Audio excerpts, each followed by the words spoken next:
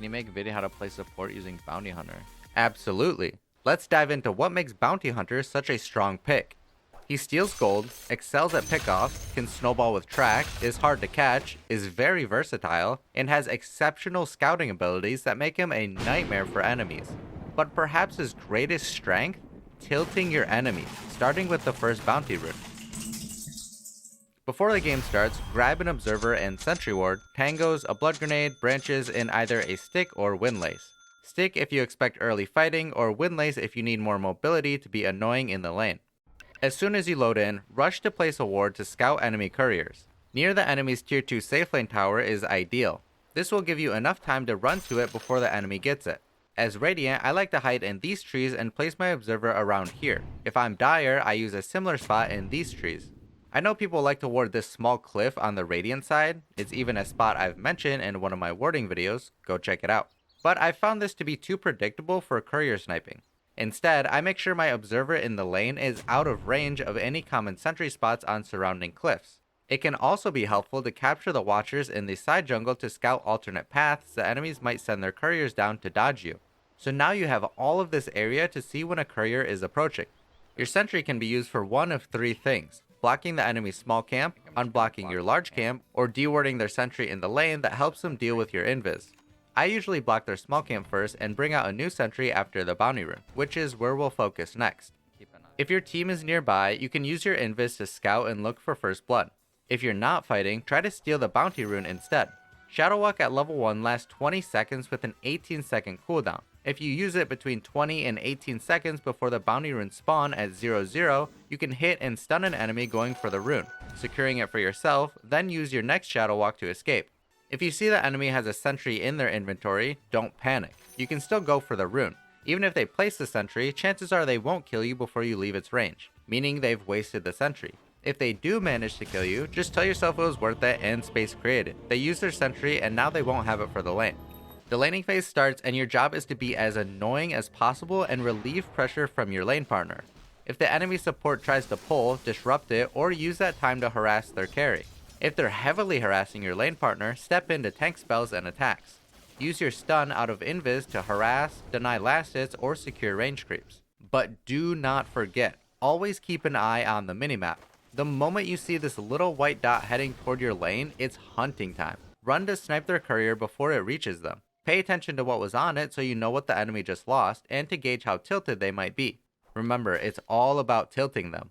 Couriers have a base respawn time of 60 seconds, plus an additional 6 seconds per courier level, which matches the hero's level. So if you snipe a level 1 courier, it'll take 1 minute and 6 seconds to respawn. One exception to this is Marcy's innate ability, Special Delivery, which gives all her team's couriers 3 bonus levels and 1 extra health.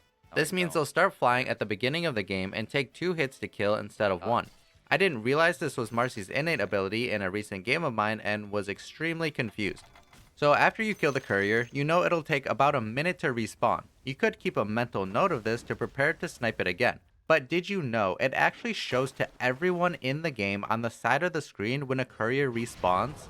I have no idea why this is a thing. It doesn't really seem right, but the feature is there, so we're going to abuse it. When you see it, make sure you have an invis ready and be prepared when you see this little white dot approaching again. Sorry little guy, nothing personal. Keep sniping couriers, harassing enemies, and preventing easy pulls. Be as annoying as possible. When a healing lotus is about to spawn, do the same thing as the initial bounty rune. Stun whoever is going for it and grab it yourself. By taking out couriers, you're denying the enemy of extra detection and regen, making the lane much easier for you and your lane partner. I usually spend a lot of the first 5 minutes or so making sure my lane partner gets a great start. This can be tanking for them, helping harass, preventing the enemies from pulling, or even getting some kills. All of this running around and sniping couriers can mean you miss out on some levels. That's why wisdom runes are crucial to getting a timely level 6 so you can start snowballing with track kills. As the game approaches 6 minutes, I'll usually rotate toward the power rune to help my mid, or to my safe lane to contest the second healing lotus and look for kills. After either of those, my focus is to steal the enemy's wisdom rune. Use the same invis stun strategy we've been using and it's almost a free rune, unless they have an AoE stun or detection. In that case, we again just call that space created. Also, be sure to tell someone to grab your team's wisdom rune or it might get stolen by the enemy. Now let's talk about item builds.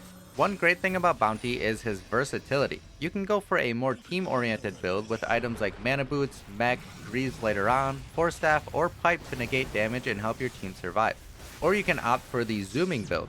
Tranquil boots, drums, pavis, solar crest, eventually bongo boots, and other utility items as needed. If you want to play more aggressively, consider builds like Rushing Orchid or Nullifier, which can completely throw a wrench in the enemy's game, forcing them to build more defensive items they might not otherwise need. Bounty Hunter doesn't rely on any specific item to be effective. Personally, I think the best items are the ones that make him hard for enemies to kill him while roaming, being annoying, and getting info for his team. Items that can save yourself or allies during engagements are also fantastic. This usually leads back to the support-oriented builds I mentioned earlier. Experiment with different builds and see what works best in your game. Depending on your bracket, you might even get away with rushing a Dagon and roleplaying a Nyx Assassin. These skill builds can vary too, but I've had the most success maxing Shuriken Toss first. After that, you can either max Shadow Walk or Janata, or balance the two more evenly. If I'm struggling to land Janata hits in fights, I'll prioritize Shadow Walk. On the other hand, if I feel like we need extra damage for pickoffs, I'll put more points in Janata early on. Quick tip about Shadow Walk. Although it technically has 100% uptime at level 1, enemies can still see you reactivating it for a brief moment even without detection. If it's about to expire and you want to stay hidden, find a safe spot like some trees, reactivate it, and then continue scouting. Now let's talk about Bounty's facets, as they tie into my reasoning for maxing Shuriken Toss first. The facet I always choose is Through and Through, and it's what most players prefer as well. This facet allows Shuriken to damage and slow all enemies it passes through. It's fantastic in teamfights for maximizing damage, especially when paired with track, since Shuriken bounces to tracked units.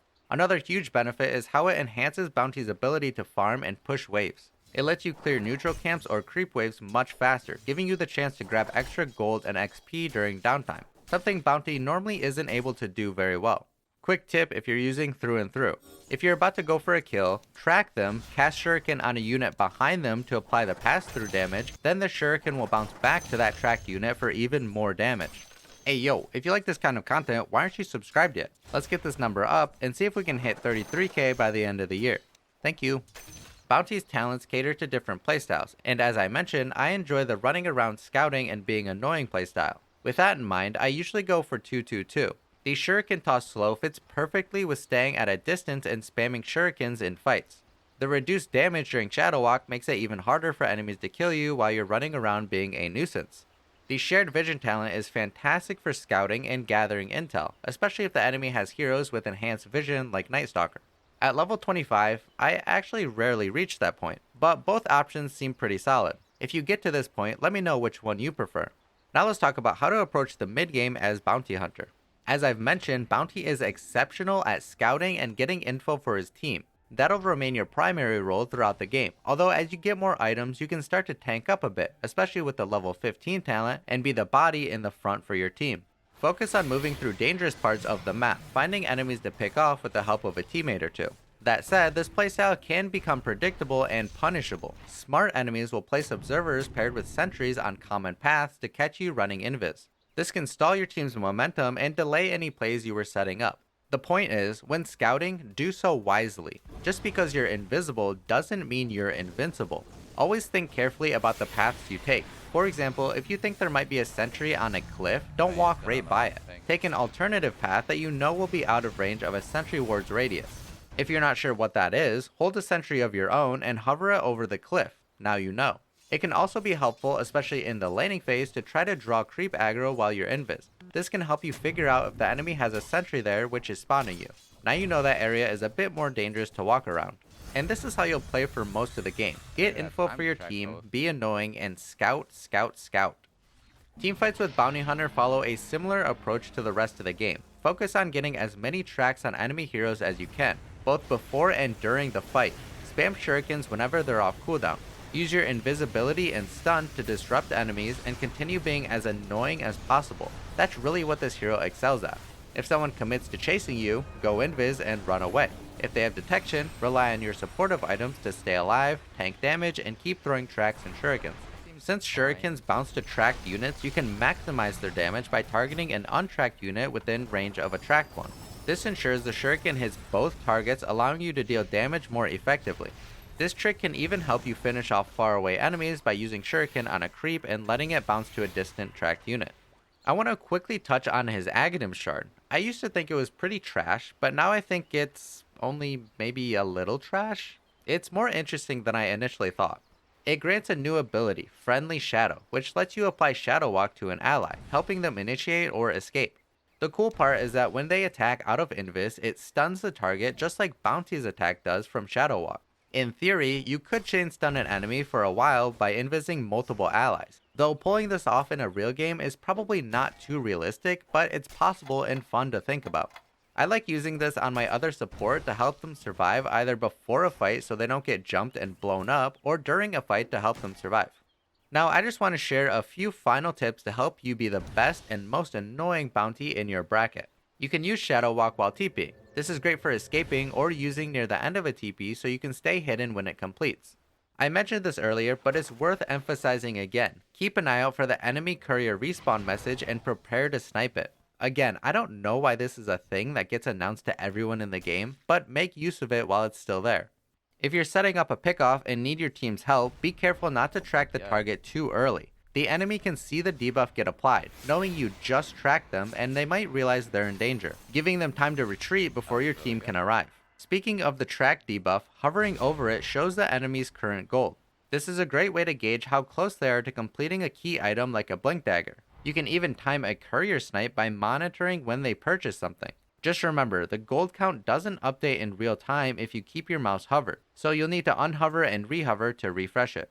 When going for a pickoff, you can use your initial invis stun to start, then follow up with another invis hit to stun again. Be careful of this though, as saving your second invis can be a great way to ensure the enemy doesn't just TP out. Thanks to everyone supporting me on Patreon: Tilted Ward, Titanforge, Mark, Aaron, Ole, and Dude. Nice name. If you've watched this far and you aren't subscribed, consider subscribing for more content just like this. And if you like this video, well, give it a like. Thank you so much for watching, and as always, I hope you learned something new with me.